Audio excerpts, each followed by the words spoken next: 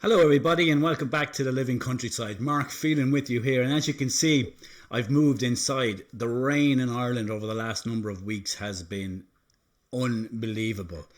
We're certainly making up for the lovely dry long hot summer, but last night I was sitting down thinking to myself about my year in photography, and I decided to take a look back, and I said to myself, well, let's make a video of this retrospective look back. So I put myself together a catalogue of images that represent my year's work, and I'm going to do this little retrospective look back in two parts. So this is part one, and we'll get straight into it. So I'll jump across to my images, and I think it's important first of all to look at where I've come from. So certainly I've come from sports photography. I spent 10 years traveling around Europe, into Asia and around the world, shooting primarily badminton. I was the official photographer for Badminton Europe, sometimes the World Badminton Federation, been to Olympic Games, World Championships, European Championships, European Games, and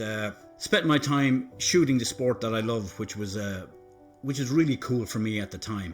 But towards the end I found myself kind of searching for the shots that nobody else had, because I was kind of sick of and bored of taking those stock shots. And this sort of gives you a feel for the type of image I was searching for towards the end.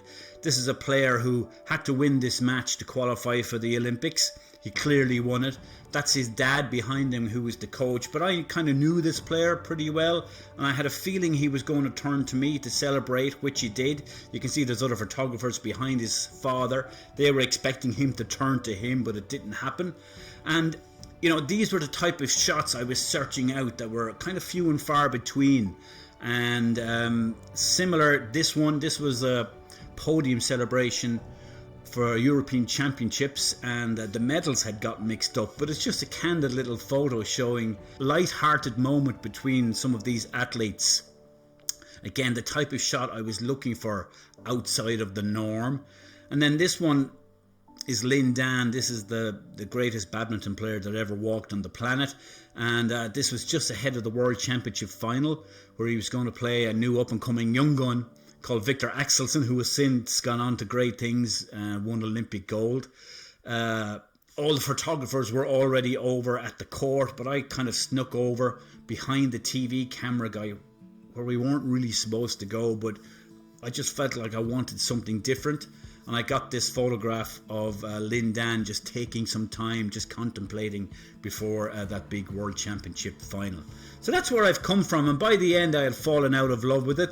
So I returned home, packed the bags away in the attic, the camera bags, and I had started up my surveying business called IMAP. I'm a qualified land surveyor, and I still run that business, so we still work in that business, and that was my focus. But about this time last year, myself and Kira, we had been to London to a concert.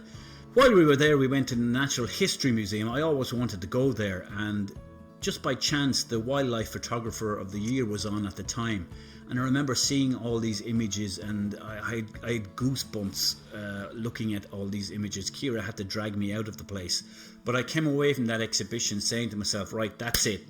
It's time to get the cameras back out. So I came home, found my old camera bag. The cameras and lenses were in there a good few years at this stage, and I dusted them all down, and I went out on one foggy January's evening actually, freezing cold, and I started to delve into photography again. And this image here is a church just out the road from me called St. Paul's. In the fog, freezing cold. I remember I couldn't feel my fingers, it was so cold. God, I remember it. And that's the moon up in the corner. This is a poignant image for me because this is my last ever image with a Canon system. I had a Canon 1DX Mark II or III, and a load of other really expensive lenses to go with it, because I was shooting indoor in low light. So this is a poignant image for me, and this is a place where I'll start this kind of photographic journey.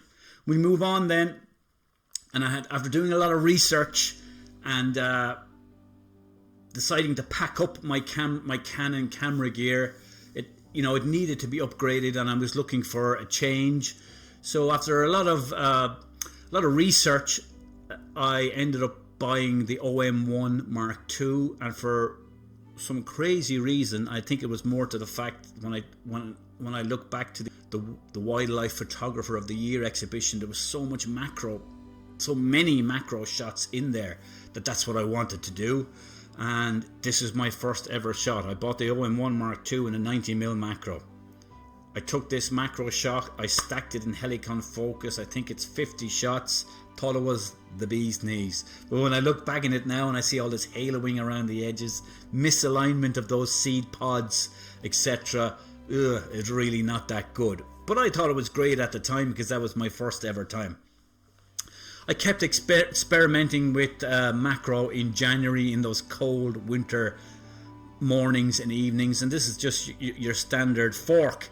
And I had the fork placed in a little shallow dish of water, lit with the light off my camera, and I was trying to really show the depth and the intricacies of the steel, the composition of the steel. And I think I kind of managed to achieve it. Again, a lot to improve, but this was my macro phase at the beginning of this year. This one was where I kind of started to feel like I was getting somewhere. Again, had a flower behind, removed in the background. I had this stem of a plant strategically placed, and I pipetted 2 little drops of water onto it, and I photographed the reflection of the flower behind in the little drops of water. Yeah, it was kind of a cool moment for me. I thought I was getting somewhere. When I look back at it now, again, I see haloing and a couple of other things that are not great, but you know, I was feeling it at this stage. I was really enjoying it. I'd started to get a bit better here into February, and this is a 50 shot stack again of a tiny little rose. I had a mister and I had sprayed it with water, and this was the result. And yeah, I like this one because I'm starting to see kind of progression in not only my shooting technique but also my editing.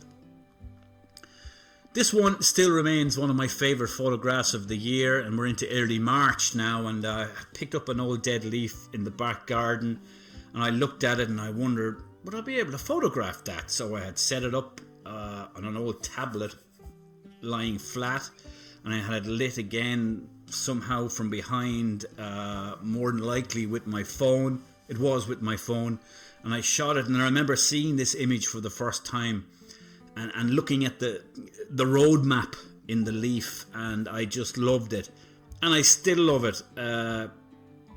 I love what macro can show you.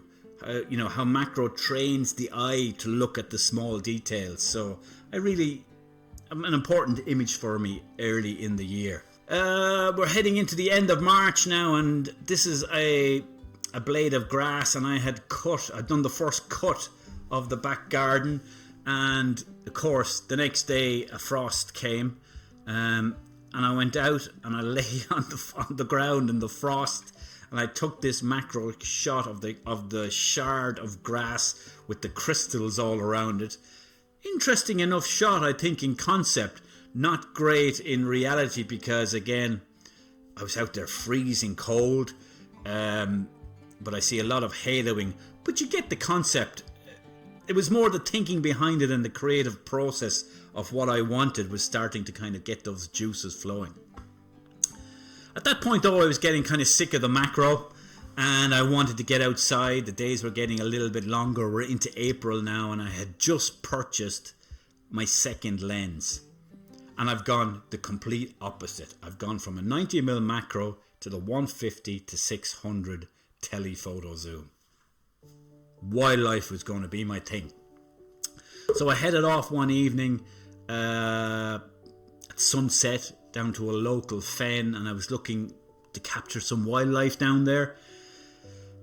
Yeah, there was a few birds, a few stone chat. I even saw a swan that I got a few images of, but nothing really kind of stood out to me. But I saw the light catching the grasses across the fen, and I shot this with the 150 to 600. And it kind of opened my eyes to the the ability of that lens, or any telephoto lens. Not, you know, it's not just for wildlife. You can do so many things with it. These telephoto long zooms are so versatile. Yet an important image for me in that respect. Again, we're in April, and the days are getting longer. We're opening the patio doors, and I'm sitting inside looking at the tree in the back garden. The leaves are starting to grow, and our little friendly robin is sitting there. And this is the first image, I feel, proper image I took of a living thing. And he's chirping away there, and I just love this image because it was kind of one of the first ones that I got that I went, whoa, this lens. I'm sitting here 25 meters removed from this little animal, and I can zoom into him that close without disturbing him. Same again, we're in nesting season, and I went down to the River Liffey in Newbridge, and in this particular location, it's quite dark. It's deep in this location. You're starting to go across the peat beds of the Kildare lowlands, so you're getting that dark Guinness-like colour in the water. And I captured this mute swan. He was a good 600 metres away from me here. But I really wanted to practice not only catching the swan, but also the reflection. And again, he was coming towards me in this case. No editing done here. This is kind of straight out of the camera. But I really wanted to catch not only the swan, but his reflection in the water. And then this one, again, no editing whatsoever. This is straight out of the camera. I did edit this after to kind of remove some of these brighter reflections in the bottom. But to leave it kind of more white swan on black background. But it is the image straight out of the camera, and it was me shooting and getting the reflection in the water. So learning, adapting, and improving. Again, in April we went as a family up to Ballymore, which is kind of halfway towards the Wicklow Mountains from us here, and we went to do the Ballymore Loop, which is a lovely walk up around the lakes there. And we'd only started the walk, and Ciara tapped me on the shoulder and kind of pointed to say, look at the bird. So I saw the heron. I literally only had time to get the camera up, quickly focus and shoot, because straight after this he was gone. He had flown away. But I quite liked the foliage in the foreground. It sort of gives you a little bit of depth to that image. And this is kind of my first real wildlife photo. On that same walk, we were heading up by the Golden Falls Dam, and this is the Golden Falls Lake, and there was this lone stallion on the edge of the lake. Again, I measured it on Google Maps after. He's almost 600 meters away from me there, and I'm shooting this with the OM1 Mark II and the 150 to 600. I love this black and white feel. I love the silhouetted feel of the stallion. Yeah, it really highlighted to me the impressive reach of the Micro Four Thirds system. I like this image because it was the only image I got in what was a disastrous day. I went down to a park. I was walking down the park trying to capture some images of wildlife. I know along this there's a linear park that follows the channel of the river, and I know there's swans. I know there's all sorts of wildlife down there. But on this occasion, it was a really beautiful morning, but not only was there wildlife there, but every kind of person in the locality was out in the park, and I couldn't get a minute's peace, to be honest, without somebody interrupting me. But I just happened to catch this picture of two kind of clumsy mallards coming around the bend to land, and the guy in the front is really having a kind of oh my god moment as he's about to hit the water. But yeah, I like that image. There's a little bit of comedic value to it. Yeah, this is an important image for me because I had just taken delivery of the 8-25mm f4 Pro lens, so I was heading into my landscape era, and I was out driving around one evening. The days are getting longer, warmer, and I was looking for some landscapes to kind of practice on because I'd only literally took delivery of it that day. And I was driving around, and again, as many photographers as we do quite often, we go out with great intentions but come home with nothing. But I was just about giving up, and I saw the sun setting behind the hill here, affectionately known as the Flagpole Hill in our locality. I snapped a series of images, and so this is a composite of those images. The base image is that sky. Little or no editing done in that sky. It was like that. And the landscape is from that same image. In that same image was a horrible high tension electricity cable running through that I decided had to go. So I taught myself how to remove that in Photoshop. And the birds come from another image I took about 5 minutes after, in the same location, and I've added them in just to kind of give it a little bit of a spooky feeling. But I like that one. I think the composition is half decent. I like the colours. I like the silhouetted landscape. I taught myself some removal and editing skills in Photoshop, which is good. And yeah, an important image for me. It kind of it got the heart racing a little bit. Shortly thereafter, in May, myself and the family, we took a trip down to the Midlands to a park called Lochbura Park.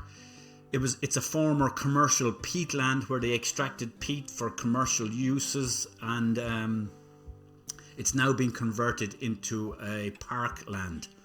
There's loads of lovely cycle paths, walkways, lakes, bird hides, everything you want down there. And we went off on a cycle, and I had my cameras with me.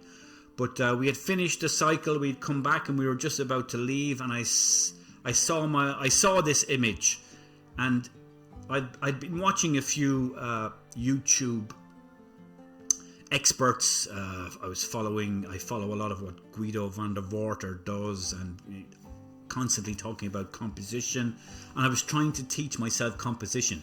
So in terms of composition, this is my first real venture into subconsciously figuring out a photo. And I shot this again with the OM1 Mark II, the 150 to 600, with the leading lines of the old bog railway line taking you down and around the bend. Yeah, I like it. I probably should have had more at the top of the photograph, but again, it's important to me because I'm really starting to focus on composing an image rather than just taking a shot. Again, this is an educational photo for me. I went down to the river and I knew there were wagtails down there. For some reason, these are called grey wagtails. Surely they should be called yellow wagtails, right? But anyway, that aside, this was the day I taught myself Pro Capture in the OM system. Without Pro Capture, you would not capture these guys. So I spent a couple of hours shooting these guys, failing a lot, but this was one image of a few that I got that I managed to figure out Pro Capture for shooting birds in flight. Impossible without that functionality in the OM1 Mark II, even like the colours. Again, the power of the Micro Four Thirds. We talk a lot about Micro Four Thirds being inadequate, let's say, in low light scenarios. But this is an important photograph for me because I love my local football team, my local club, and this is the girls' senior GAA team of Kilcullen winning the league. This is the captain making a speech. But the importance of this image is that it was practically done in the dark. You can just see behind the left hand of the player there, the floodlight is on, and these floodlights are terrible. Horrible yellow light, but we could barely see each other at this point, but I was able to capture this with the OM1 Mark II and the 8 to 25 mil. So yeah, important for me as a clubman, but also it taught me the limitations and lack of those low light limitations for the OM system. This is again an education process for me in June. I'm sitting in my kitchen looking out, and we have a few pots of lavender plants, and at this point I have just purchased the 12 to 100 mil, and I'm sitting here and it shows me, I saw this little bumblebee buzzing around the lavender. I didn't want to upset him, so I popped on the 12 to 100, and I was about 5 or 6 meters away from the little bumblebee, and I captured this image with a zoom lens. it's almost macro-ish, but it's not. But you can see the detail on the actual bumblebee. Look at all the pollen on his legs and around his body. I love this photograph because, again, it taught me the value of telephoto for small things. Yeah, we're in June here, end of June I think, and this is a local ancient burial ground that's just out the road from me here. And the problem with this burial ground, it is on private land. Unlike England where you have a right to roam, this is private property. You're just not allowed in here in Ireland. So I had to take this photograph, and I knew there was an approaching storm coming in the distance. The rain wasn't too far away. And I set up the image. I'm kind of looking through the hedge to try and take this image, and I wanted to take the high cross through the gap in the gate. I had taken the image, I brought it home, I was looking at it on my computer, and it had done nothing for me. So I decided to add in Photoshop this little track pathway up to the gate. So that is added in post with AI. So this is a composite, but in some ways it needed it. Again, the composition element of the photo was poor initially because I couldn't get in there to do what I wanted to do. So I just added this track to lead your eye up to the gate in post-processing in Photoshop. Again, teaching myself as I go. Another instance of educating myself. Again, it's not just all about nature, but we had gone to the local motor racing circuit, myself and the family, and I had brought the OM1 Mark II and Big Black with me, and I was shooting images all day long, and they were all flat and boring.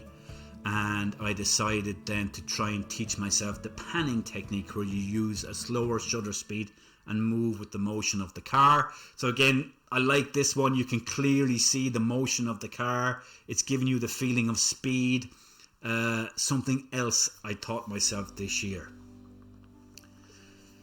This is an interesting one because, again, I'm trying to focus on the story in this photo. So we're in June. The local sparrows have just fledged their second brood.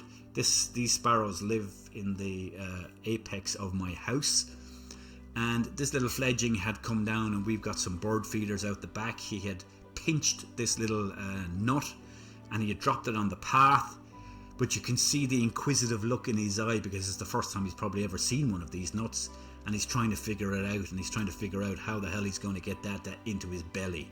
So yeah, it's just a quaint little photograph, but the look on the little sparrow's eye kind of makes it. And again, this is me really getting to grips with Pro Capture, and certainly one of my favorite images of the year. I'm sitting in my garden shed, covered over with the OM1 Mark II 150-600 on a monopod, and I'm tilted upwards looking at the ridge of our house, and I'm trying to capture the adult sparrow entering the nest with Pro Capture.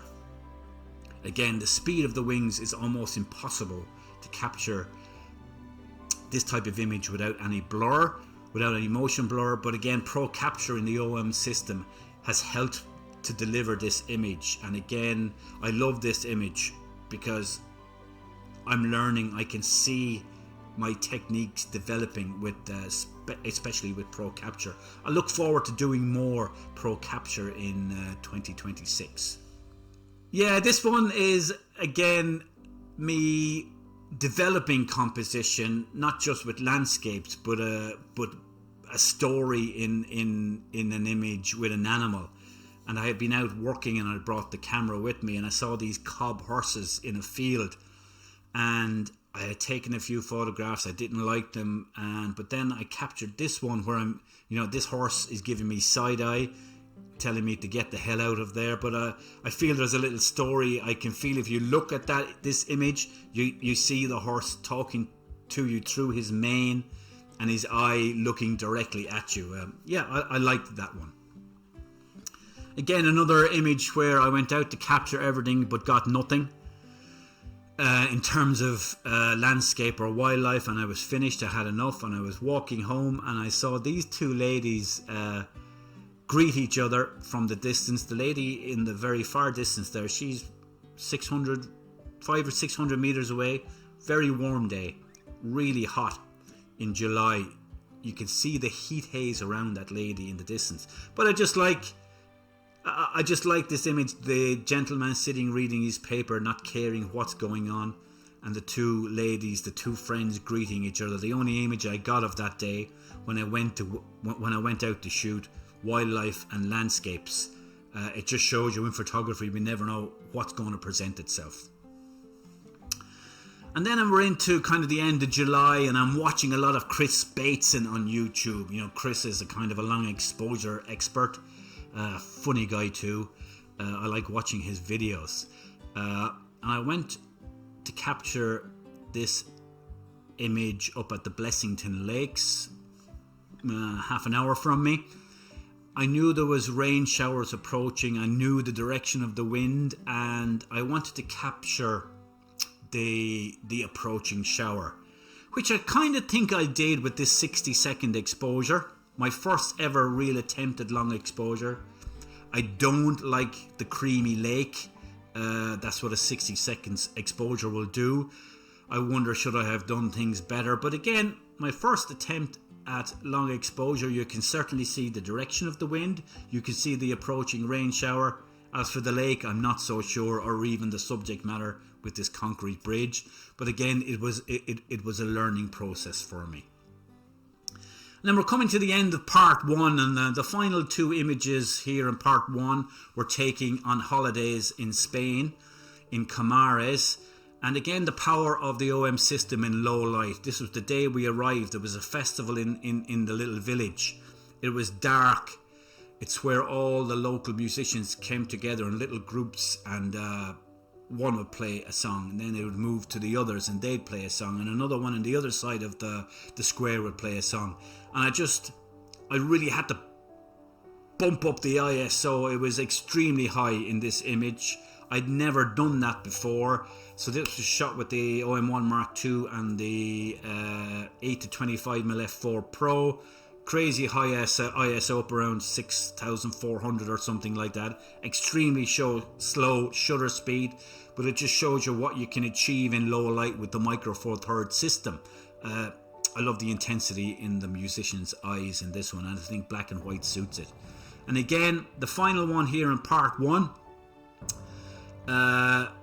When you go on holidays, you got to embrace the shadows. That's what I say. And that's what I tried to do in this image. Embrace the shadows of the roof lines. Embrace the lines of all these electrical cables. And the idea was to kind of take you up the little laneway and kind of get the mind racing as to what's just beyond. And that was the purpose of this photo. Again, shot with the OM1 Mark II. That's the only body I have, and this one was with the 12-100, I think. So that's the end of part one of this retrospective look back on my year. I hope you've liked it, and I hope you can kind of see some development in the photos. It'd be cool if you could comment down below which photo you liked, which photos you didn't like. Is there anything that I can improve on? What you think I need to work on next? And if you could like, or even go down there and hit that thumbs up button that you see just there below you in this video, I'd really appreciate it. And that's all for now in part one. So join me again shortly in part two, where we'll take you through the second half of this year. But for now, thanks and goodbye.